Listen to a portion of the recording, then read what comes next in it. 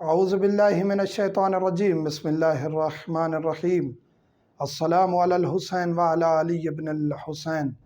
وعلی اولاد الحسین وعلی اصحاب الحسین۔ مومنین کرام، محرم الحرام میں یا ویسے عزاداری یا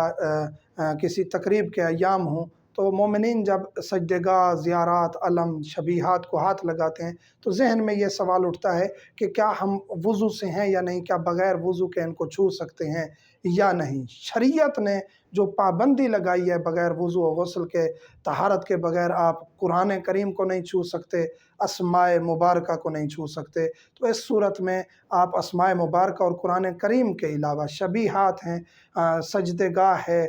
علم پاک ہے، آستانہ ہے، زیارت ہے، ان کو آپ چھو سکتے ہیں۔ یہاں اعتراض کر سکتے ہیں بعض جذباتی جو ہمارے مومنین ہیں، پھر وہ رعایت نہیں دیتے، تو گزارش ہے کہ شریعت یہی حکم دیتی ہے۔ باقی ہے ہمارا احترام، ہمارے دل میں احترام ہے کہ جی میں بغیر وضو کے مجلس میں نہیں جاؤں گا، تو آپ جا سکتے ہیں بغیر وضو کے مجلس میں، لیکن بہتر یہ وضو کر لیں تاکہ عبادت میں تکمیل آ جائے، روحانیت پیدا ہو جائے۔ جی میں بغیر وضو کے زیارات کو نہیں چھوں گا، میں نیاز کو نہیں چھوں گا، تو یہ ایک عقیدت ہے اور یہ ایک روحانیت میں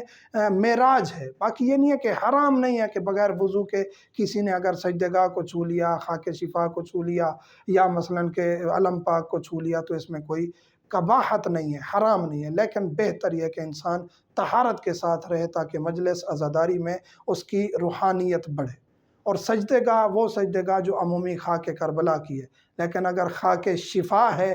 یقین ہے کہ مولا کی قبر مبارک کی ہی خاک شفا ہے جو کہ آسانی سے میسر نہیں ہوتی، فقط شفا کے طور پر چند